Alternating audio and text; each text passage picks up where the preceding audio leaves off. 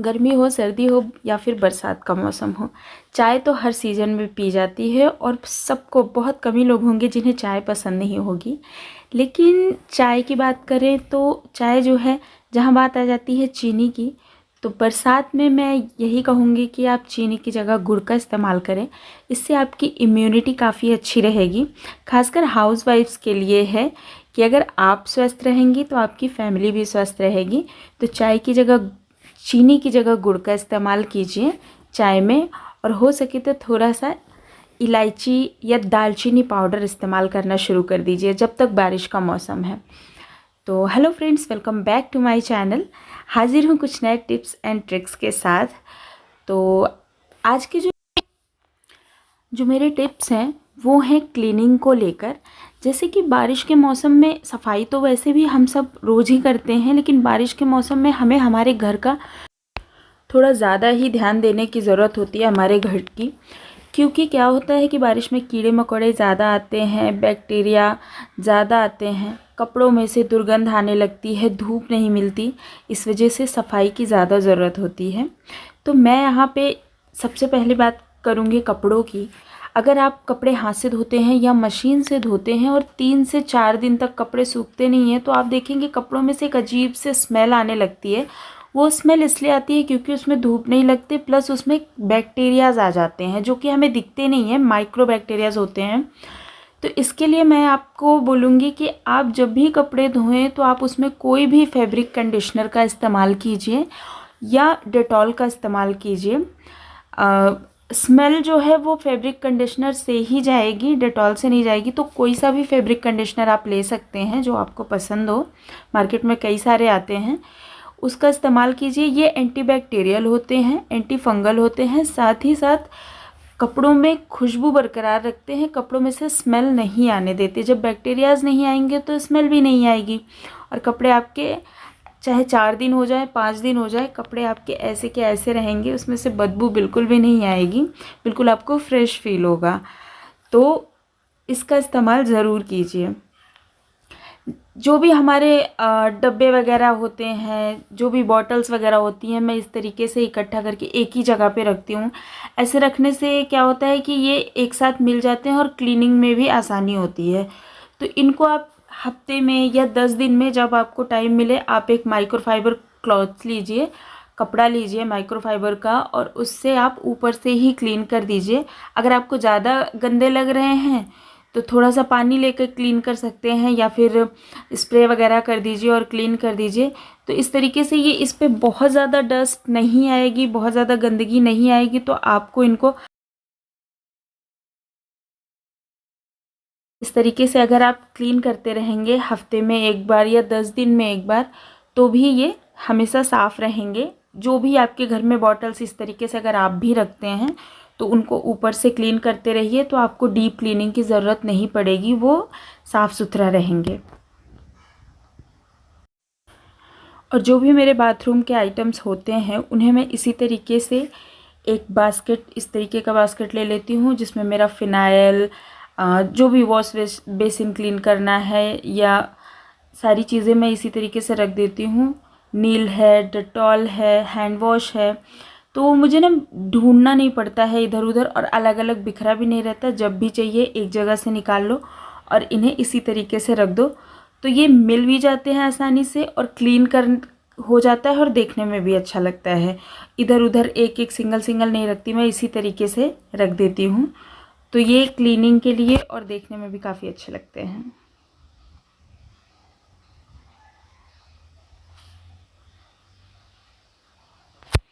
अब बात करूँ मैं ब्रशेज़ की, तो हमारे ब्रशेज़, देखिए, हम क्या होता है कि ब्रश करते हैं और उसके बाद ब्रश धोकर ऐसे ही रख देते हैं।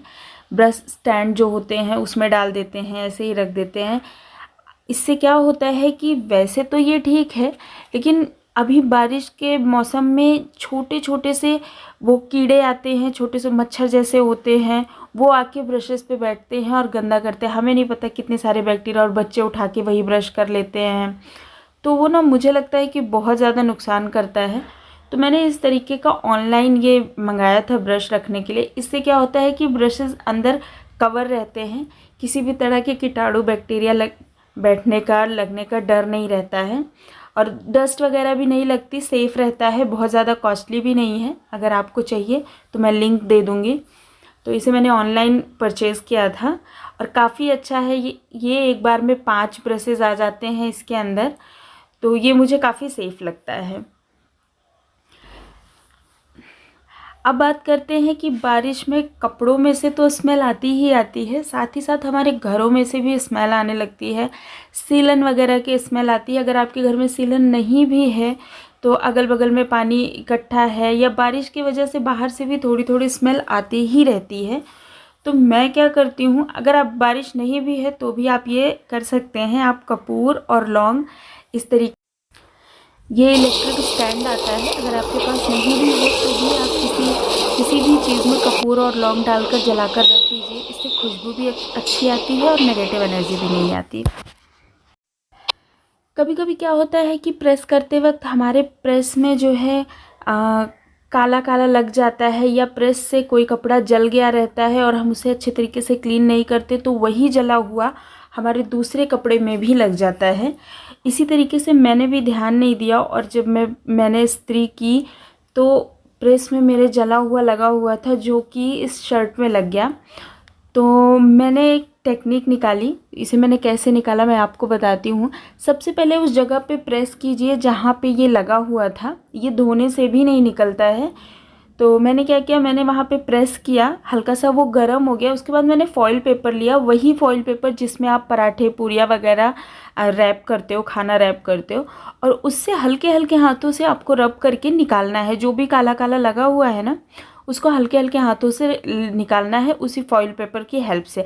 अगर आपके प्रेस में भी काला काला लगा है तो आप वही फॉइल पेपर प्रेस में भी लगाएंगे तो वो काला सारा निकल जाएगा, जला हुआ सारा निकल जाएगा।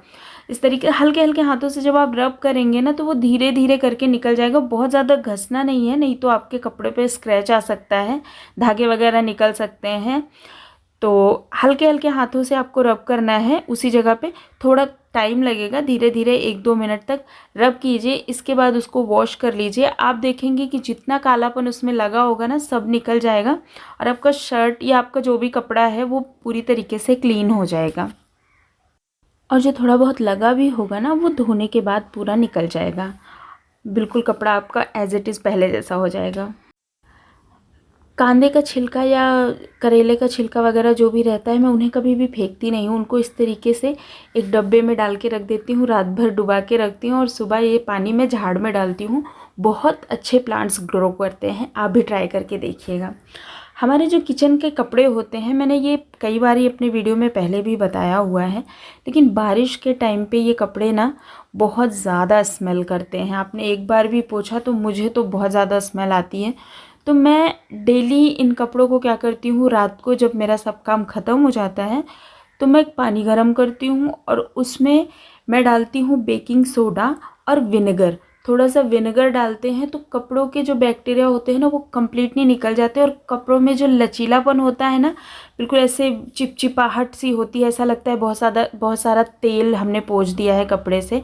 इस तरीके से अगर हो जाता है या थोड़ा बहुत भी अगर आपके कपड़े में चिपचिपाहट है तो आप ये समझिए कि आपके कपड़े में बैक्टीरिया है। उससे अगर आप दोबारा किचन क्लीन करते हैं तो आप अपने किचन पे बैक्टीरिया फैला रहे हैं, साफ़ नहीं कर रहे हैं। ऊपर से वो दिखेगा कि साफ़ हो रहा है बट उसमें बैक्टीरियाज और ज़्यादा आ जाते हैं। तो मैं आपको बोलूँगी कि डेली आप कपड़े क्लीन कीजिए रात को, खासकर बारिश के मौसम में। आपने विनेगर लेना है, बेकिंग सोडा लेना है, दोनों को गर्म पानी में डाल देना है। कपड़े को 5 मिनट के लिए डाल दीजिए, पानी हल्का ठंडा हो जाए, मैं खूब गर्म कर लेती हूँ पानी, उसमें डुबा के रखती हूँ। फिर उसके बाद आप इसको इस तरीके से, ये देखिए सारा उसका जो चिपचिपाहट है वो निकल जाएगी और कपड़ा आपका पूरी तरीके से क्लीन हो जाएगा। साफ़ होने के साथ साथ वो एंटीबैक्टीरियल भी हो जाएगा, उसमें बैक्टीरिया नहीं रहेंगे। फिर आप उस कपड़े का इस्तेमाल कर सकते हैं। अब बात करते हैं हमारे घर का मेन, हम हाउसवाइफ जो हैं वो कपड़े हमारा हमेशा का है। जब हमें कहीं जाना होता है तो हमारे पास कपड़े नहीं होते और जब हम अपनी वार्डरोब ओपन करते हैं तो सिर्फ उसमें हमारे हस्बैंड और बच्चों के कपड़े कम, सिर्फ हमारे कपड़े दिखते हैं। क्या आपके साथ भी ऐसा होता है? तो सेम, और नए कपड़े हम लाते जाते हैं, पुराने कपड़े हमारे वैसे के वैसे रखे रहते हैं। तो मैं जब भी कपाट, मतलब मेरा कपाट जब भी ओपन करती थी, कपड़े नहीं मिल रहे हैं, क्या पहनना है वो चीज़, जब अगर साड़ी पहनना है तो वो साड़ी नहीं मिल रही जो मैं ढूंढ रही हूँ, या उसका ब्लाउज़ नहीं मिल रहा, पेटीकोट नहीं मिल रहा। तो मैंने एक सोल्यूशन निकाला है। मैं मेरी साड़ियाँ इस तरीके से रखने लग गई, उनके पेटीकोट और ब्लाउज़ साड़ियों के अंदर डाल देती हूँ, फिर उसको ऊपर से फोल्ड कर देती हूँ, जिससे मुझे पेटीकोट ब्लाउज़ ढूंढना नहीं पड़ता है। वो साड़ी मैं उठाती हूँ और मुझे पेटीकोट ब्लाउज़ उसके अंदर मिल जाता है, और ये मेरे लिए बहुत आसान हो जाता है इधर उधर ढूंढने से। अगर आपने एक ही कलर का पेटीकोट लिया हुआ है, 2-3 साड़ियों के लिए आपकी साड़ियाँ सेम सेम है, तो भी आपको ये पता हो रहेगा कि हाँ भाई, इस वाली साड़ी में मेरा पेटीकोट ब्लाउज़ है, मुझे मिल जाएगा। दूसरी चीज़, मैंने इस तरीके के बॉक्स बैग लिए हैं। ये वाले बैग कम पैसे में भी आते हैं और ये देखने में भी अच्छे लगते हैं, साथ ही साथ आपकी चीज़ों को भी बहुत अच्छे से ऑर्गेनाइज करके रखते हैं। मैंने इस तरीके की 3 से 4 बैग लिए हैं। ये मैं अपनी दूसरी वीडियो में बताऊंगी, कि इसमें बताऊंगी तो वीडियो काफ़ी लंबा हो जाएगा। तो मैंने इसमें, एक में मैंने सिर्फ अपने सलवार सूट, ड्रेसेस वगैरह डाले हैं, एक में मैंने सिर्फ साड़ियाँ डाली हैं, गाउन्स डाले हैं। तो जो भी आपके कपड़े हैं सिंगल सिंगल, तो आपको ढूंढने में भी प्रॉब्लम नहीं होगी। और इसकी सबसे अच्छा बेनिफिट इसका क्या है, ये देखिए, आपको चेन भी ओपन करने की ज़रूरत नहीं है, यहाँ से आपको दिख जाए। So that's all for today guys. उम्मीद करती हूँ कि आप सबको वीडियो पसंद आया होगा। मिलती हूँ नेक्स्ट वीडियो में, तब तक के लिए